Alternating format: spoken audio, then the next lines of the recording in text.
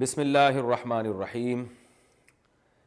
اس سے پہلے والے ایپیسوڈ میں نے 3 طلاق کے مسئلے پر ہمارے جو اہل حدیث حضرات ہیں وہ مشہور حدیث پیش کرتے ہیں صحیح مسلم کی عبداللہ بن عباس سے جو مروی ہے رضی اللہ عنہما کہ نبی کے دور میں 3 طلاقوں کو ایک سمجھا جاتا تھا، حضرت ابو بکر کے دور میں بھی، حضرت عمر کے ابتدائی دور میں بھی حضرت عمر نے اس کو 3 قرار دیا۔ اس کی تفصیل پچھلے ایپیسوڈ میں گزر چکی،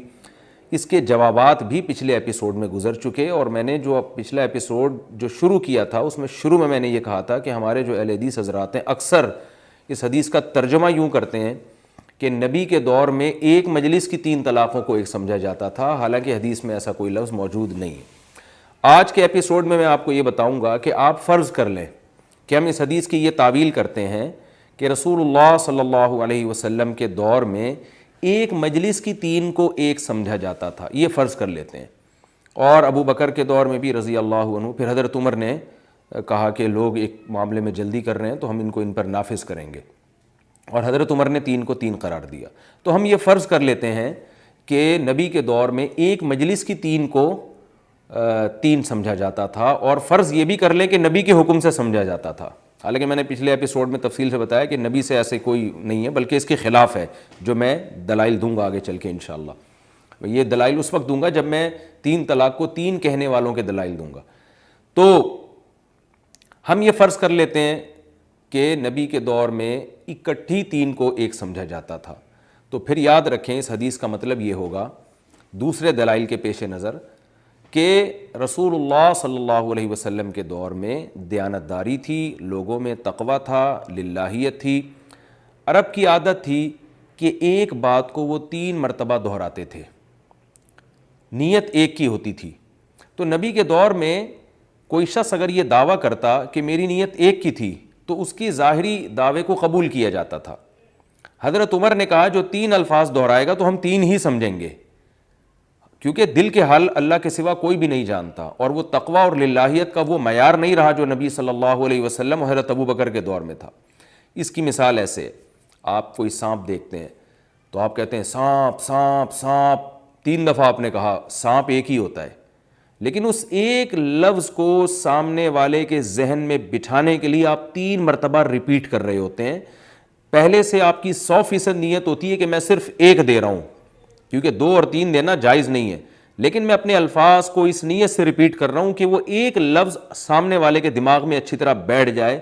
گویا کہ آدمی اپنی زوجہ کو یوں کہتا ہے تمہیں طلاق ہے، یعنی ہے تو ایک ہی، لیکن اس طلاق کو اچھی طرح دماغ میں بٹھانے کے لیے طلاق ہے بار بار، یعنی اسی ایک کو ریپیٹ کر رہا ہے، اور نیت دل میں یہ ہو کہ میں ایک ہی دے رہا ہوں۔ تو آپ صلی اللہ علیہ وسلم کے دور میں چونکہ دیانتداری تھی، ایمانداری تھی،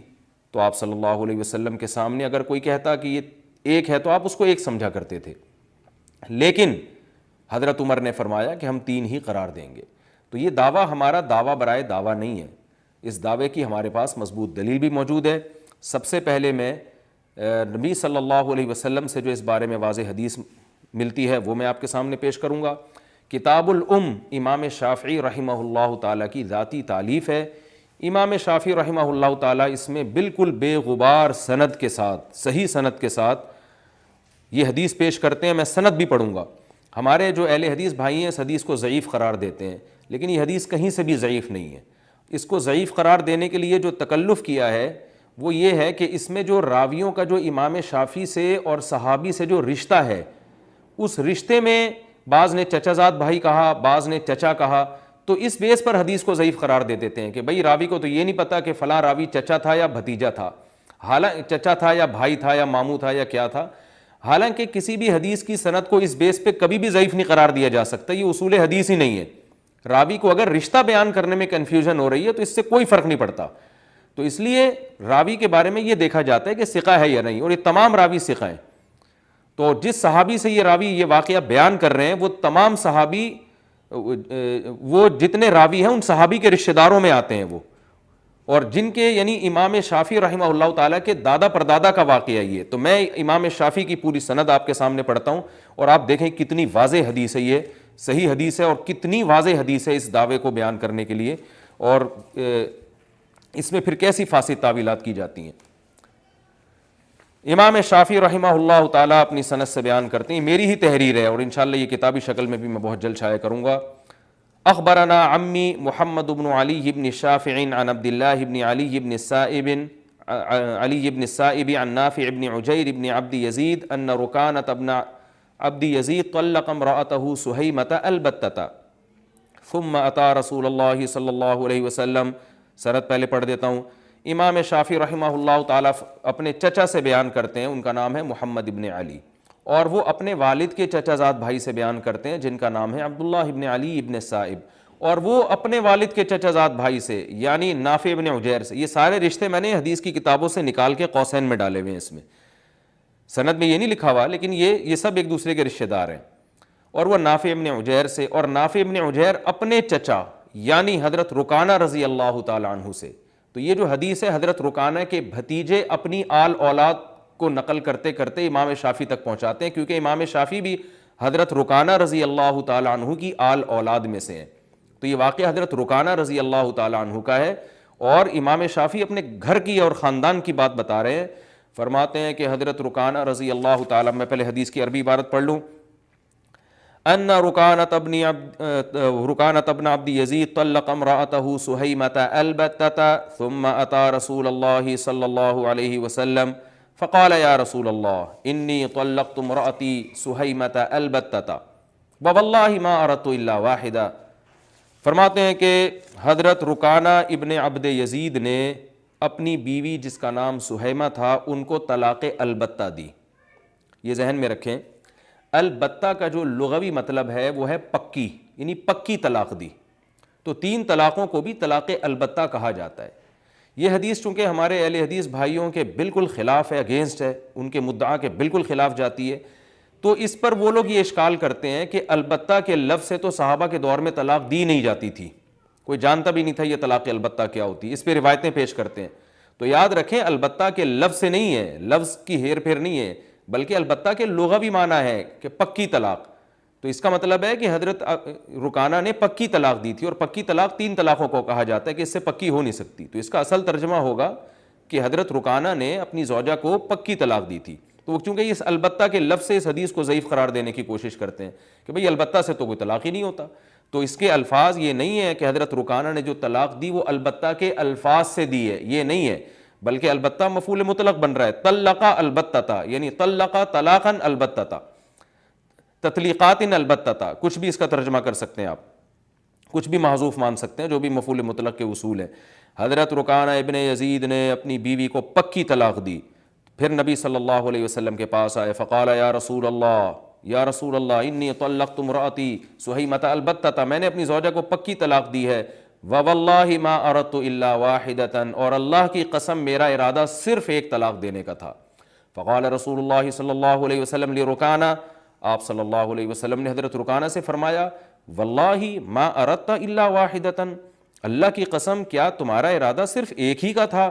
فقال رکانہ، حضرت رکانہ نے دوبارہ اپنے الفاظ کو ریپیٹ کیا اور فرمایا واللہ ما اردت الا واحدۃ، اللہ کی قسم میرا ارادہ صرف ایک طلاق دینے کا تھا. فردها الیہ رسول اللہ صلی اللہ علیہ وسلم، آپ صلی اللہ علیہ وسلم نے ان کی زوجہ کو لوٹا دیا ان کی طرف. فطلقها الثانیۃ فی زمان عمر رضی اللہ تعالی عنہ والثالثۃ فی زمان عثمان. حضرت رکانہ نے پھر دوسری طلاق حضرت عمر کے دور میں دی اور تیسری حضرت عثمان کے دور میں دی. کتاب الام للشافعی، اور یہ مسند ابو داؤد میں بھی حدیث موجود ہے. تو اس حدیث سے ہمیں پتہ چلتا ہے کہ نبی کے دور میں اگر کسی صحابی نے اپنی زوجہ کو پکی طلاق، 3 طلاقوں کو پکی کہا جاتا ہے کیونکہ اس سے بیوی بائن ہو جاتی ہے، مغلظہ ہو جاتی ہے، تو اگر وہ ایک کی نیت سے دی ہے تو آپ صلی اللہ علیہ وسلم نے ان سے قسم اٹھائی اور بیوی کو بھیج دیا. اور یہ جو ہے نا ایک کی نیت 3 الفاظ میں ہی ہو سکتی ہے. اگر کوئی کہے بھئی کوئی اور لفظ سے طلاق دی ہوگی تو 3 کی، یعنی ایک کی جو نیت ہے نا وہ جب ہی ہو سکتی ہے کہ ایک لفظ کو 3 بار ریپیٹ کیا ہو، جس کو پھر البتہ سے تعبیر کیا جا رہا ہے پکی طلاق سے. تو یہ ایک مضبوط حدیث ہے ہمارے پاس جس سے پتہ چلتا ہے کہ حضرت عمر نے جو کام کیا تھا وہ یہ کیا تھا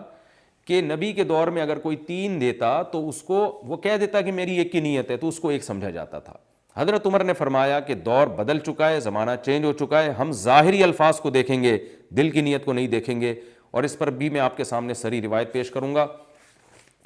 یہ حدیث ہے جی سنن سعید بن منصور کی، صفحہ نمبر 259۔ حدیث کے الفاظ ہیں: قال سعید بن منصور حدثنا خالد بن عبد اللہ بن سعید الجریری عن الحسن عن ان عمر بن الخطاب رضی اللہ عنہ كتب الى ابی موسیٰ الاشعری رضی اللہ عنہ لقد هممت ان اجعل اذا طلق الرجل امرأته ثلاثا في مجلس واحد ان اجعلها واحدة ولكن قواما جعلوا عن انفسهم فالزم كل نفس ما الزم نفسه، جعلوا على انفسهم ہونا چاہیے اس کو۔ من قال لامرأته انت علی حرام فهي حرام ومن قال انت بائنة فهي بائنة ومن قال انت طالق ثلاثا فهي ثلاث۔ سعید ابن منصور اپنی سند سے پیش کرتے ہیں کہ حضرت عمر بن خطاب رضی اللہ تعالی عنہ نے حضرت ابو موسیٰ اشعری کو خط لکھا، اور خط میں یہ فرمایا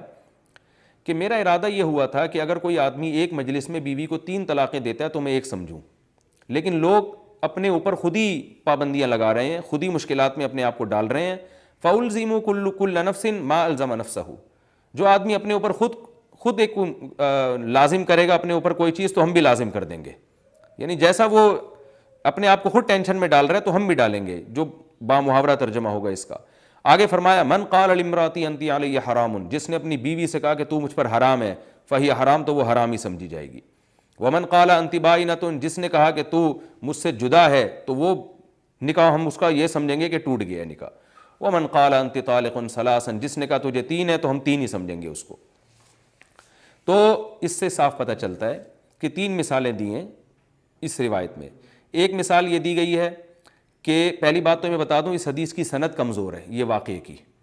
اور یہ بہت کمزور سند ہے۔ تو اس پہلی والی جو سند ہے وہ تو بالکل بے غبار ہے، جو امام شافعی کی میں نے حدیث پیش کی، اس کی سند کمزور ہے، تو میں اس کو بطور دلیل کے نہیں، بطور استئناس کے، بطور تائید کے پیش کر رہا ہوں کہ ایک ضعیف روایت سے بھی ہمیں اس کا ثبوت ملتا ہے۔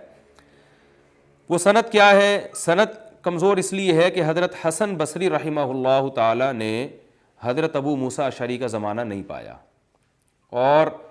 لہذا جو ہے نا یہ سند میں اتصال نہیں ہے، تو یہ حدیث مرسل ہے۔ مرسل حدیث احناف کے ہاں جو ہے وہ چند شرطوں کے ساتھ قبول ہے، اور بہت سے حضرات اس کو حجت نہیں مانتے۔ تو احناف کے ہاں تو سب سے پہلی شرط یہ کہ دلائل قطعیہ کے خلاف نہ ہو۔ تو بہرحال اس حدیث کے الفاظ کیا ہیں کہ لوگ، اگر کوئی شخص یہ کہے گا کہ تم مجھ پر حرام ہو، بیوی سے کہے گا، تو ہم حرام ہی سمجھیں گے۔ کیا مطلب؟ حرام کے لفظ میں 2 احتمال ہیں۔ بعض دفعہ کسی حلال کو اپنے اوپر حرام کیا جاتا ہے قسم کی نیت سے، جیسے سورہ طلاق میں اللہ نے فرمایا لما سورہ تحریم میں اللہ نے فرمایا 28ویں پارے میں لما تحرم ما احل اللہ لک، اے نبی آپ اپنے اوپر ایسی چیز کو کیوں حرام کرتے ہیں جو اللہ نے حلال کی ہے۔ قد فرض اللہ لکم تحلۃ ایمانکم، اللہ نے آپ کو قسم توڑنے کا حکم دیا ہے، تو اللہ نے قسم کہا اس عمل کو کہ آپ اگر حلال کو اپنے اوپر حرام کر لیتے ہیں تو اللہ نے اس عمل کو کہا یہ قسم ہے۔ تو اس لحاظ سے اگر دیکھا جائے، کوئی آدمی اگر بیوی سے کہتا ہے تو مجھ پر حرام ہو، تو گویا وہ قسم اٹھا رہا ہے، تو لہذا اگر وہ بیوی سے ہم بستری کرے گا تو قسم کا کفارہ ادا کر دے۔ لیکن اس میں دوسرا عنصر بھی ہے کہ تم مجھ پر حرام ہو کا مطلب یہ کہ تمہارا میرا نکاح ختم، کیونکہ جیسے اجنبی عورت حرام ہوتی ہے تو ایسے بھی تم حرام۔ تو حضرت عمر نے فرمایا جو یہ کہے گا نا تم مجھ پر حرام ہو، تو اس کا مطلب ختم نکاح، یعنی ہم اب اس کی نیت کو نہیں ٹٹولیں گے، ہم اس کے ظاہری الفاظ کو دیکھیں گے۔ اسی طرح کسی نے کہا تو بائنہ ہے، بائنہ کا معنی جدا، تو وہ واقعی نکاح سے جدا ہو جائے گی، کیونکہ جدا کے لفظ میں بھی 2 احتمالات ہیں۔ ہو سکتا ہے بھائی ویسے ہی اس سے علیحدگی اختیار کر رہا ہو سکتا ہے نکاح کو توڑ رہا ہو۔ تو حضرت عمر فرما رہے ہیں کہ ہم اس کے دل کی حالت کو نہیں دیکھیں گے، ورڈنگ کو دیکھیں گے۔ تو بھائی اسی طرح پتہ چلتا ہے کہ اگر کوئی نبی کے دور میں 3 دیتا تھا تو نبی کے دور میں اس کی نیت دیکھی جاتی تھی۔ حضرت عمر نے فرمایا نیت نہیں دیکھیں گے، ہم الفاظ کو دیکھیں گے اور اس کو 3 ہی سمجھیں گے۔ تو یہ بھی روایت سے اس کی تائید ہوتی ہے، لیکن اگر اس کو صحیح مان لیا جائے، صحیح نہ مانے تو یہ پھر کسی کی بھی دلیل نہیں بنتی، اور وہ جو روایت میں نے آپ کے سامنے پیش کی ہے وہ اس کی بے غبار دلیل ہے۔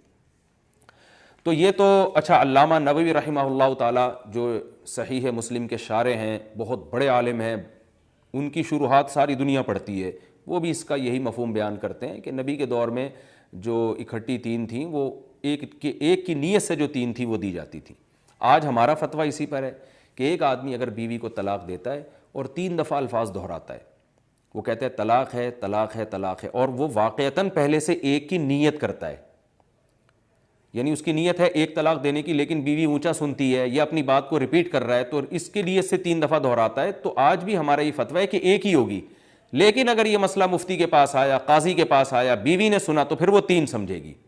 حضرت عمر کے فیصلے کی وجہ سے کہ اب ہم دل کے حالات نہیں جانتے، تو اس نے اگر تنہائی میں دی ہے یہ جانے اللہ جانے، تو اگر اس کو یقین ہے کہ میری ایک کی نیت تھی تو پھر وہ ایک ہی سمجھے گا، لیکن یہ بات بیوی کو بتا نہیں سکتا وہ کہ میں نے تمہیں 3 دی ہیں لیکن ایک کی نیت سے، بیوی یہی سمجھے گی کہ بھائی 3 ہو گئی ہیں، کیونکہ ہمیں کیا پتا کہ دل میں نیت تھی یا نہیں تھی،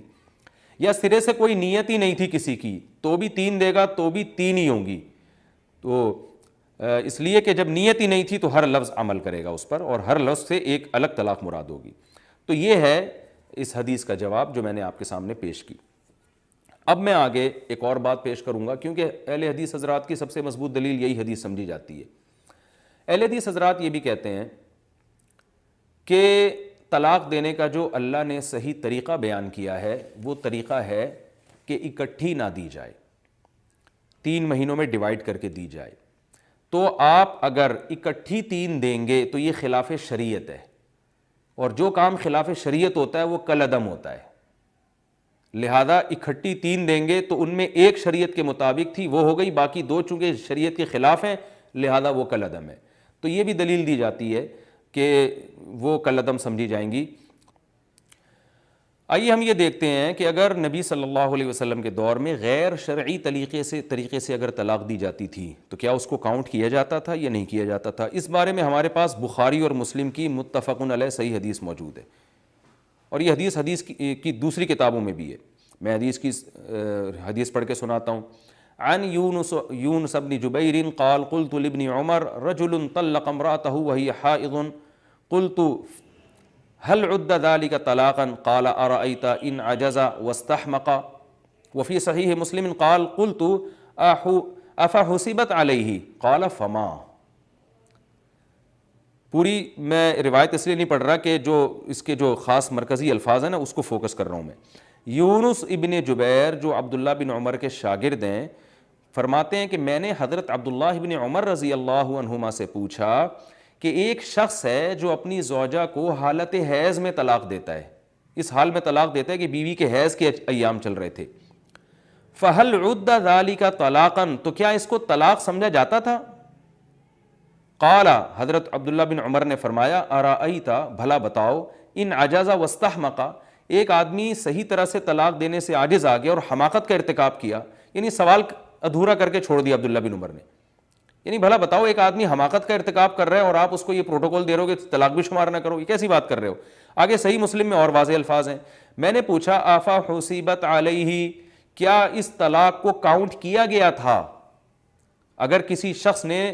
یعنی نبی کے دور کے بارے میں ہی عبداللہ بن عمر سوال پوچھ رہے ہیں، اور حقیقت میں عبداللہ بن عمر نے خود حالت حیض میں طلاق دی تھی، تو آپ ہی کے بارے میں پوچھ رہے ہیں وہ۔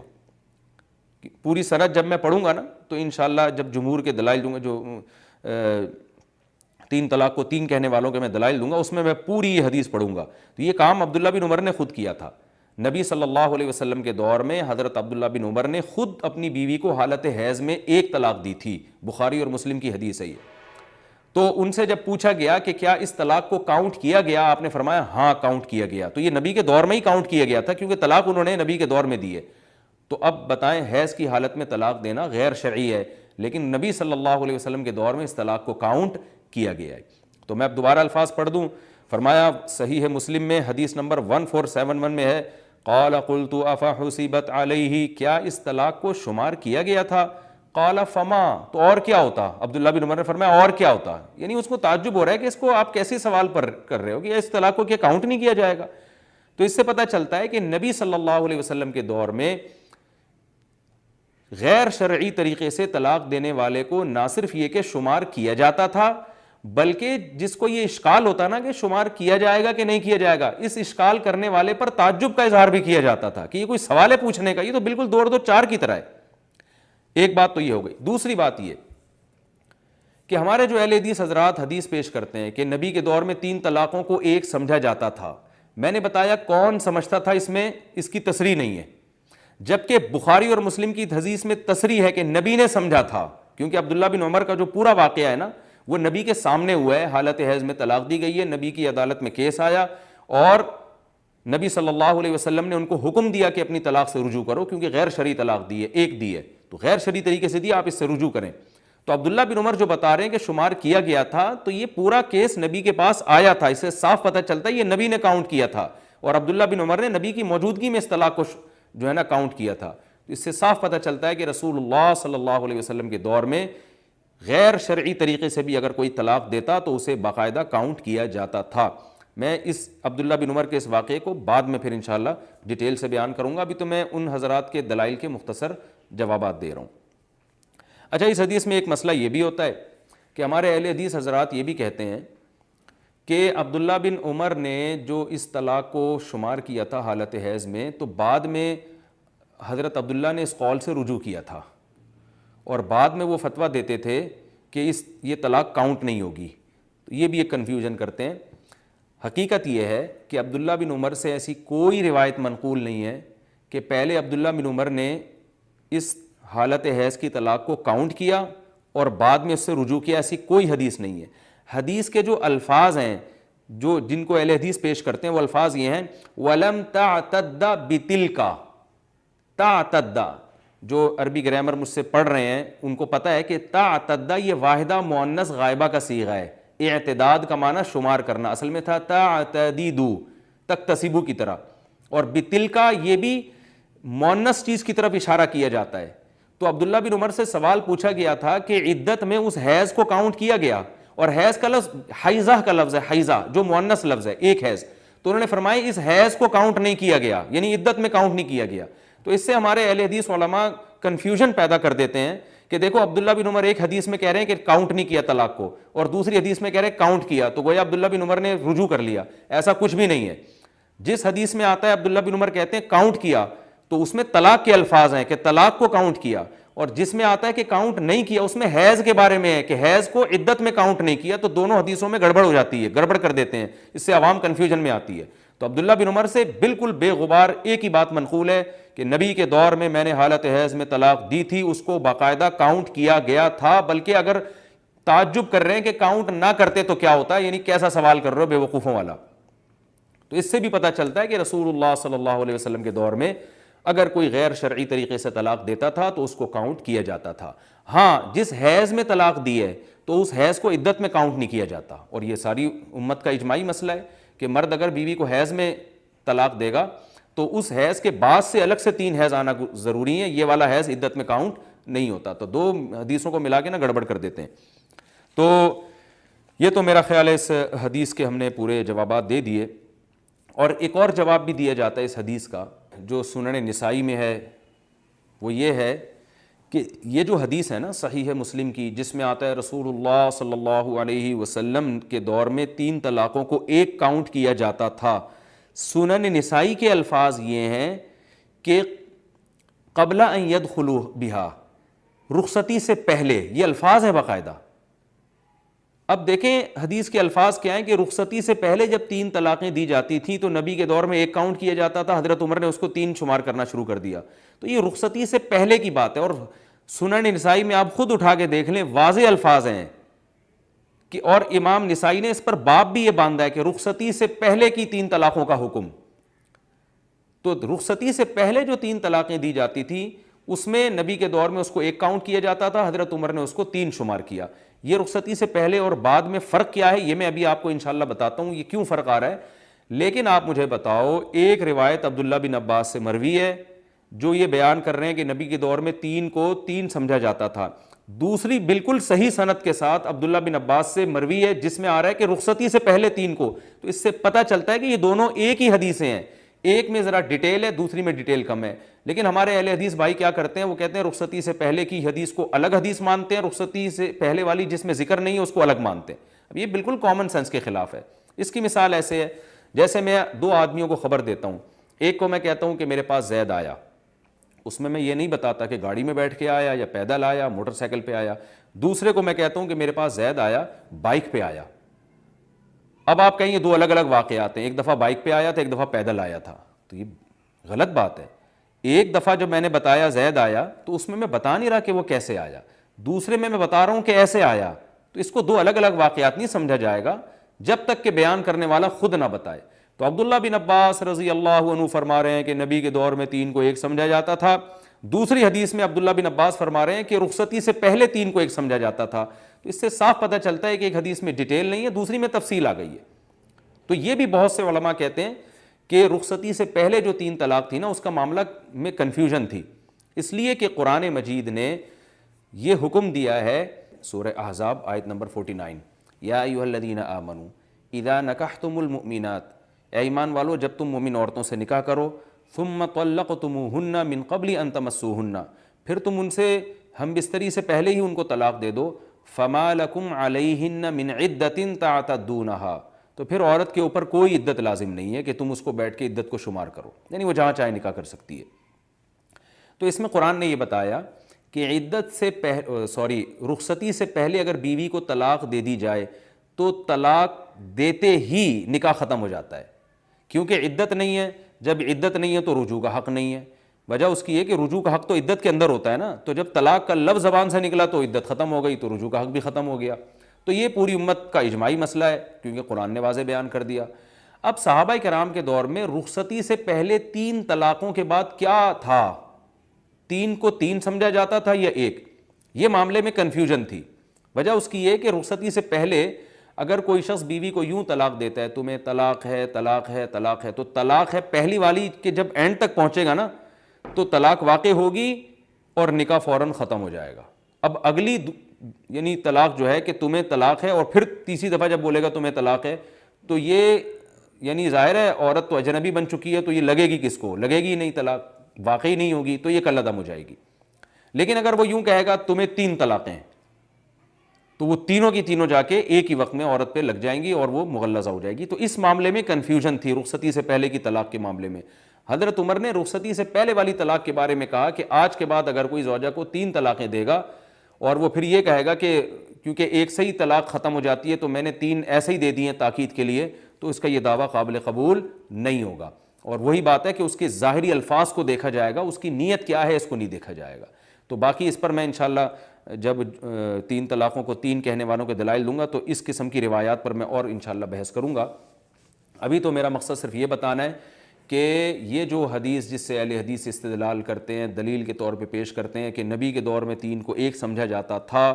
تو خلاصہ میں بیان کر دیتا ہوں۔ پہلی بات، اکٹھی کا لفظ اس میں نہیں ہے، بلکہ اس کا بلکہ زمانِ جاہلیت کی ایک رسم تھی کہ جتنی بھی طلاقیں دے دو عدت کے اندر اندر وہ سب ایک ہی کاؤنٹ ہوتی تھیں۔ تو بعض صحابہ یہ سمجھتے تھے، نبی صلی اللہ علیہ وسلم یہ نہیں سمجھتے تھے۔ اور اگر اس سے ہم فرض کر لیتے ہیں کہ ایک مجلس کی 3 کو 3 سمجھا جا رہا ہے، تو اس کا مطلب یہ ہے کہ وہ 3 جس کو ایک کی نیت سے کہا جاتا تھا، حضرت عمر نے نیت کو کالعدم قرار دے دیا۔ یا یہ رخصتی سے پہلے کے بارے میں، اور رخصتی سے پہلے بھی 1 کی نیت اور 3 کی نیت کی جا سکتی تھی، حضرت عمر نے اس کو نیت کو کالعدم قرار دیا، اور آج بھی یہی حکم ہے جو چلا آ رہا ہے۔ اور یہ تفصیل اس لیے ضروری ہے، یعنی اس حدیث پر 1-2 اشکالات اور بھی ہوتے ہیں، وہ یہ ہوتے ہیں کہ اگر نبی صلی اللہ علیہ وسلم کے دور میں واقعتاً 3 کو 1 قرار دیا جاتا تھا نا، تو سب سے بڑا سوال یہ ہوتا ہے کہ اتنا بڑا واقعہ تھا تو اس سارے صحابہ میں صرف ایک عبداللہ بن عباس کیوں بیان کر رہے ہیں، اور عبداللہ بن عباس کے شاگردوں میں صرف حضرت طاؤس کیوں بیان کر رہے ہیں، کوئی اور شاگرد بھی بیان نہیں کر رہا؟ تو یہ بات ویسے بھی دیکھیں ایک بڑا واقعہ ہوتا ہے نا، تو اس کو بیان کرنے والے بھی زیادہ ہونے چاہیے۔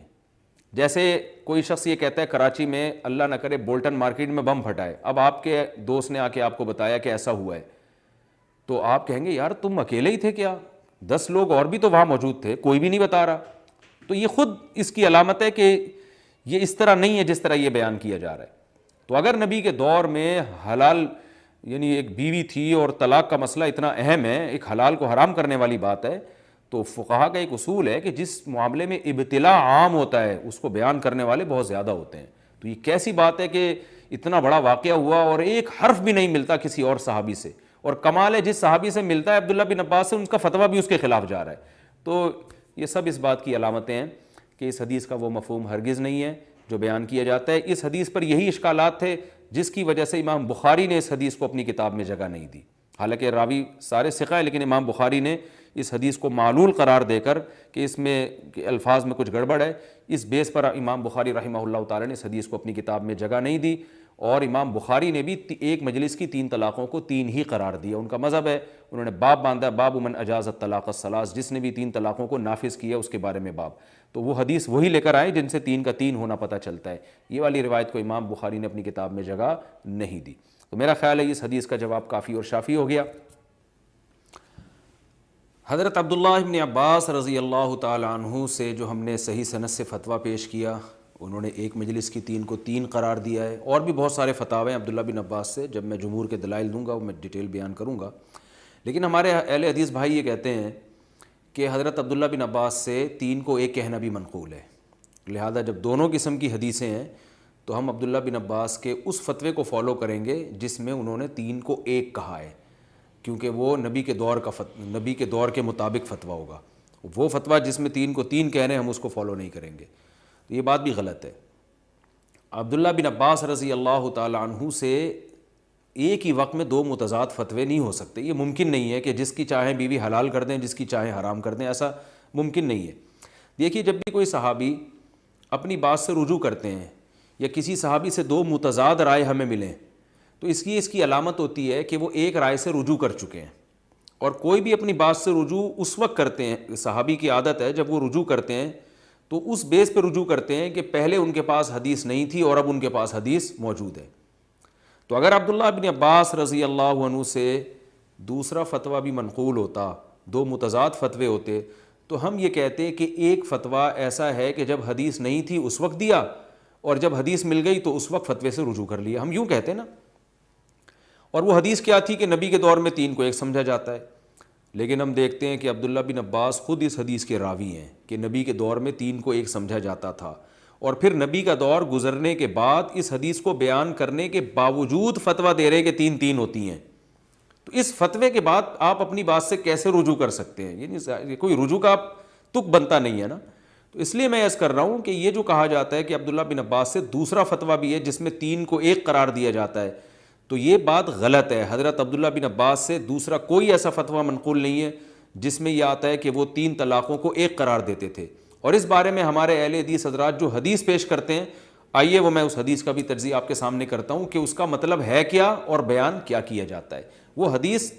3 طلاقوں کو جو 1 کہنا یا 3 کہنے والے مسئلے سے اس کا تعلق نہیں ہے، بلکہ اس حدیث کا تعلق رخصتی سے پہلے کی طلاق سے ہے، کیونکہ رخصتی سے پہلے کی جو طلاق تھی نا اس میں کنفیوژن تھی صحابہ کے دور میں۔ تو میں ان تمام باتوں پہ انشاءاللہ آپ کے سامنے احادیث پیش کروں گا۔ سب سے پہلے میں وہ حدیث پیش کرتا ہوں جو اہل حدیث پیش کرتے ہیں اور اس سے یہ بتاتے ہیں کہ عبداللہ بن عباس بھی 3 کو 1 کہا کرتے تھے، ان سے یہ فتویٰ بھی منقول ہے۔ وہ حدیث ہے سنن ابی داؤد کی صفحہ نمبر 306 پر، عربی الفاظ کے ذریعے آپ سرچ کر سکتے ہیں آسانی سے۔ روا حماد عن عکرمۃ عن ابن عباس رضی اللہ عنہما اذا قال انت طالق ثلاثا بفم واحد فہی واحدۃ۔ عبداللہ بن عباس فرماتے ہیں، حضرت عکرمہ سے منقول ہے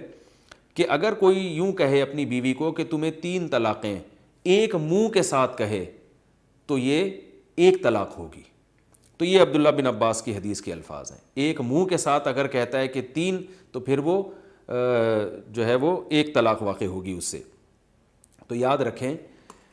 یہ جو ایک منہ کی 3 طلاقیں ہیں اس کا تعلق رخصتی سے پہلے والی طلاق سے، اس کا ایک مجلس کی 3 یا الگ الگ مجلس کی 3 طلاقوں سے اس کا کوئی تعلق نہیں ہے۔ اس تفصیل کو سمجھنے کے لیے پہلے آپ کو رخصتی سے پہلے کی طلاق کا مسئلہ سمجھنا پڑے گا، جو میں نے ابھی آپ کو بتایا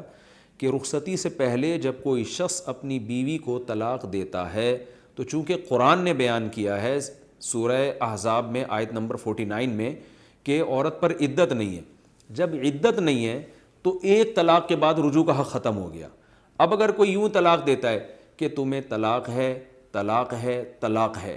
تو یہ 3 منہ ہو گئے، یعنی متفرق طور پر 3 دفعہ اس نے منہ کھولا ہے طلاق دینے کے لیے۔ اور اگر وہ یوں کہتا ہے تمہیں 3 طلاقیں، تو یہ ایک ہی منہ میں 3 دے دیں اس نے۔ تو رخصتی سے پہلے اس مسئلے میں صحابہ کا اختلاف تھا کہ اگر کوئی ایک منہ سے 3 دیتا ہے تو کتنی ہوں گی، الگ الگ منہ سے 3 دیتا ہے تو کتنی ہوں گی، کیونکہ رخصتی کے بعد اس میں کوئی فرق ہے ہی نہیں کہ ایک منہ سے 2 یا الگ الگ منہ سے 2، اور اہل حدیث بھی فرق نہیں مانتے رخصتی کے بعد، بلکہ وہ کہتے ہیں 1 مہینے میں جتنی بھی طلاقیں دو گے 1 ہی ہوں گی۔ تو ایک منہ سے دو، 10 منہ سے دو، 20 منہ سے دو، ایک مجلس میں دو، 10 مجلسوں میں دو. تو یہ ایک منہ اور 3 منہ کا جو فرق ہے نا، یہ رخصتی سے پہلے کی طلاق کے بارے میں، کیونکہ رخصتی سے پہلے عدت نہیں ہے.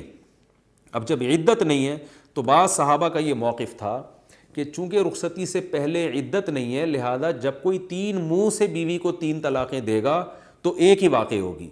کیسے؟ کیونکہ اس نے جو یوں کہا 3 دفعہ منہ کھولا ہے، اس نے یوں کہا تمہیں طلاق ہے. تو جیسے ہی اس لفظ پہ پہنچا نا طلاق ہے، ایک طلاق واقع ہوئی، لیکن نکاح فوراً ٹوٹ گیا، کیونکہ رجوع کا حق ختم. رجوع کا حق ختم کیوں نہیں؟ کیونکہ عدت لازم نہیں ہے. کیونکہ رجوع تو عدت کے دوران ہوتا ہے نا، جب عدت ہی لازم نہیں ہے تو رجوع کا حق ختم. جیسا ہی حق ختم ہوا تو یہ بیوی بالکل اجنبی بن گئی ہے. جب اجنبی بن گئی ہے تو فوراً اس نے جب دوسرا لفظ بولا تمہیں طلاق ہے، تو یہ طلاق کا جو لفظ ہے یہ کلعدم ہو گیا، یہ ہوا میں تحلیل ہو گیا، اور یہ بیوی پہ لگا ہی نہیں ہے، جا کے بیوی پہ فٹ ہی نہیں بیٹھا.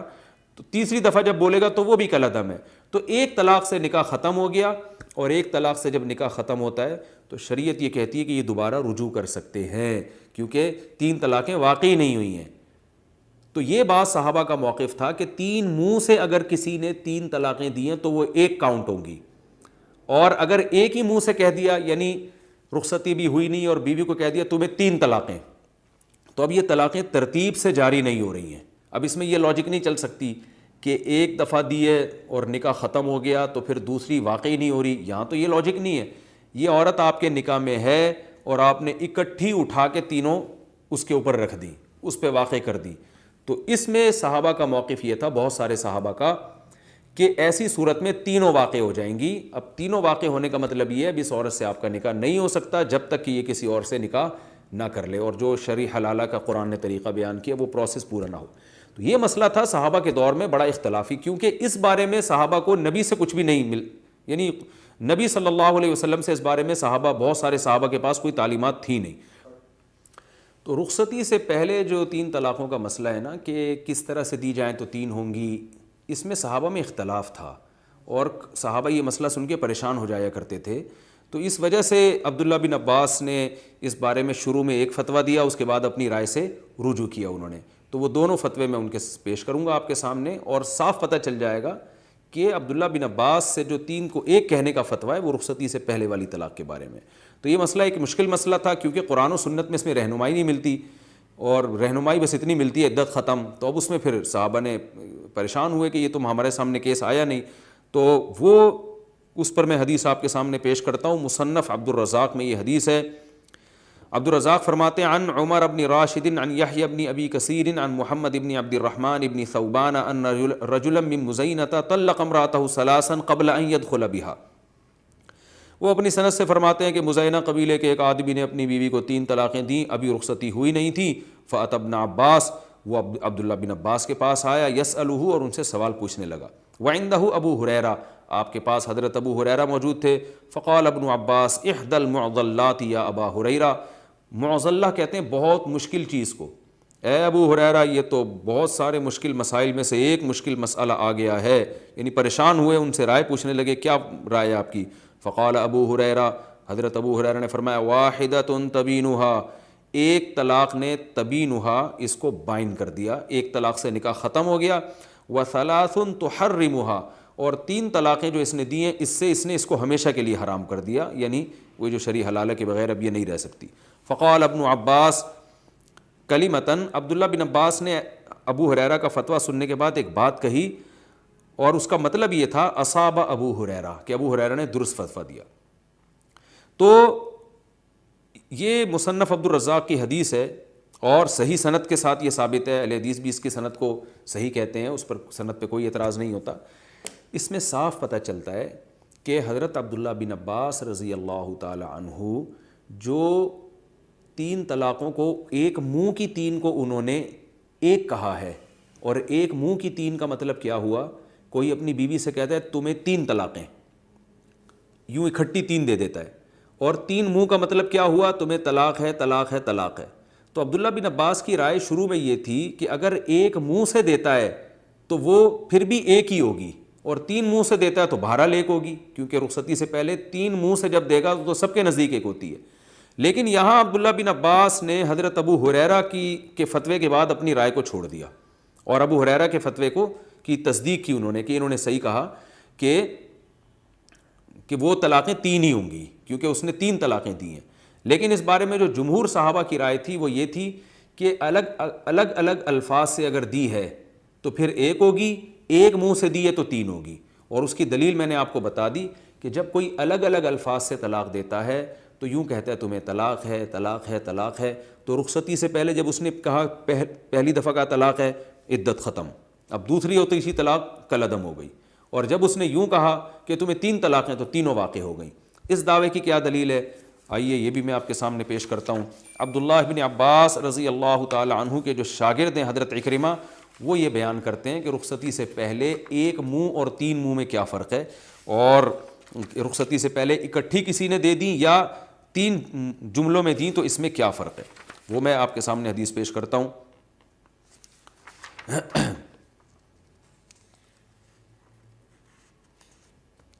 عن ابن طاووس قال سئل عكرمة عن رجل طلق امرأته بكرا 3 قبل أن يدخل بها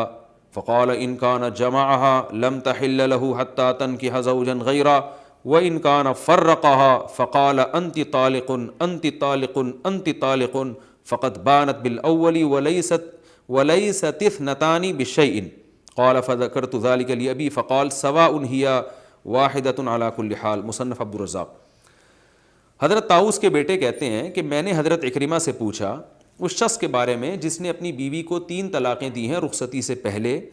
تو اس کا کیا حکم ہے؟ حضرت عکرمہ نے فرمایا، عکرمہ عبداللہ بن عباس کے شاگرد ہیں، انہوں نے فرمایا کہ اگر اس نے جمع کر کے دی ہیں، اکٹھی دی ہیں، اکٹھی، تو پھر یہ تینوں واقع ہو گئیں، اور یہ عورت اب کسی مرد سے نکاح نہیں کر سکتی جب تک کسی اور، یعنی اس مرد سے نکاح نہیں کر سکتی جب تک کسی اور سے نکاح کر کے نہ آئے۔ وَإِن كَانَ فَرَّقَهَا، اور اگر اس نے مفرق تفریق کر کے جدا جدا کر کے دی ہیں اور یوں کہا ہے انت طالق تجھے طلاق ہے، انت طالق انت طالق، 3 دفعہ یہ الفاظ دہرائے ہیں، فقد بانت بالاولی، تو پہلی طلاق سے بیوی کا نکاح ختم ہو گیا، وَلَيْسَتِ 2 بِشَيْءٍ، اور بقیہ 2 کالعدم ہو گئیں۔ لیکن طاؤس کے بیٹے کہتے ہیں میں نے اپنے والد طاؤس سے کہا، انہوں نے کہا کہ نہیں، تینوں ایک ہی ہوں گی، یعنی انہوں نے حضرت عکرمہ کی رائے سے اختلاف کیا۔ تو اس سے صاف پتہ چلتا ہے کہ اس میں تو اختلاف تھا کہ رخصتی سے پہلے اکٹھی 3 دینے میں 3 ہوتی ہیں کہ 1 ہوتی ہیں، تو بعض کا مذہب یہ تھا کہ 3 جملوں میں دی ہیں تو 1 ہوگی، اور اگر اکٹھی کر کے دے دی تو 3 ہوگی۔ لیکن رخصتی کے بعد اس مسئلے میں کوئی اختلاف نہیں تھا۔ یہی وجہ ہے کہ ان تمام احادیث سے پہلے جس میں آتا ہے کہ عبداللہ بن عباس 3 کو 1 سمجھتے تھے، ان میں جتنے بھی محدثین ہیں نا، سب نے یہ باب باندھا ہے کہ رخصتی سے پہلے کی طلاق کے بارے میں، یعنی حدیث پہ باب بھی سب محدثین نے یہی باندھا ہے، کیونکہ 1 مجلس اور 3 مجلس کا فرق جو ہے نا، یہ کسی نے بھی ذکر نہیں کیا۔ 1 منہ اور 3 منہ کا فرق، جمع کر کے دینا یہ 3 جملے میں دینا، یہ فرق کیا ہے محدثین نے، اور صحابہ کے فتاوی میں بھی یہ فرق ملتا ہے، اور یہ فرق فٹی جب بیٹھتا ہے، منطبقی جب ہوتا ہے جب رخصتی سے پہلے ہو، رخصتی کے بعد یہ فرق کا کوئی بھی دنیا میں قائل نہیں ہے۔ اہل حدیث بھی کہتے ہیں کہ رخصتی کے بعد آپ نے 3 جملوں میں دی اور 1 جملے دی، اس سے کوئی فرق نہیں پڑتا۔ تو اس لیے اس سے صاف آپ کو پتہ چل جانا چاہیے کہ عبداللہ بن عباس رضی اللہ تعالی عنہ رخصتی سے پہلے 3 منہ کی طلاق کو 1 کہتے تھے، اور 1 منہ کی طلاق کو بھی 1 کہتے تھے۔ لیکن ابو ہریرہ رضی اللہ تعالیٰ عنہ سے جب ان کا مذاکرہ ہوا تو حضرت ابو ہریرہ رضی اللہ تعالیٰ عنہ نے علی الاطلاق تینوں کو 3 ہی قرار دیا، لیکن جو آپ کے شاگرد حضرت عکرمہ، ان کی رائے اس بارے میں معتدل تھی، بھائی 3 جملوں میں دی ہے تو 1 ہوگی، اور اگر اکٹھی کر کے دی ہے تو وہ 3 ہوگی۔ اس بارے میں اور بھی روایتیں، میری کتاب جب انشاءاللہ چھپے گی تو آپ اس میں پڑھ لیں گے، لیکن میرا خیال ہے کہ اتنا کافی ہے یہ سمجھنے کے لیے۔ تو ہم اہل حدیث حضرات سے مطالبہ کرتے ہیں کوئی ایک حدیث دکھائیں جس میں یہ ہو کہ عبداللہ بن عباس نے یہ فتویٰ دیا ہو کہ جس نے 1 مجلس میں 3 دیں تو 1 شمار ہوگی۔ ایسا کوئی فتویٰ آپ ضعیف سند سے بھی نہیں دکھا سکتے، بلکہ کسی صحابی سے نہیں دکھا سکتے، عبداللہ بن عباس تو دور کی بات ہے۔ تو میں بار بار یہ دعویٰ کرتا ہوں، میں نے اس پہ بہت اسٹڈی کی ہے، کہ کسی ایک صحابی سے ضعیف سند سے بھی آپ نہیں دکھا سکتے کہ جنہوں نے 1 مجلس کی 3 طلاقوں کو 1 قرار دیا ہو۔ تو 1 منہ اور 3 منہ کا فرق، اور اکٹھے 1 جملے میں اور 3 جملوں کا فرق تو ملتا ہے، اور یہ فرق رخصتی سے پہلے کے بارے میں جس کی ڈیٹیل میں نے آپ کو بتا دی۔ یہ ہماری جو صحیح مسلم کی حدیث تھی، اس کے بارے میں جتنا میں کہہ سکتا تھا مختصر کر کے خلاصے کے طور پر میں نے آپ کے سامنے پیش کر دیا ہے، اور میں بار بار کہہ رہا ہوں یہ میری جب کتاب چھپے گی تو آپ تفصیلی دلائل انشاءاللہ اس میں پڑھیں گے۔ اگلے ایپیسوڈ میں ہم اہل حدیث حضرات کے دوسرے دلائل کی طرف جائیں گے کہ اور کیا وہ دلائل دیتے ہیں 3 طلاق کو ایک کہنے میں، اور ان دلائل کا انشاءاللہ جو بھی جواب ہوگا، جو بنتا ہوگا جواب، وہ ہم دیں گے۔ اور میں نے بتایا اس مسئلے میں بالکل ایک مسلک سے اور ان چیزوں سے آزاد ہو کے یہ میں سیدھا قرآن و سنت کی روشنی میں کیا مسئلہ ہے وہ میں آپ کے سامنے پیش کر رہا ہوں۔ وما علینا الا البلاغ۔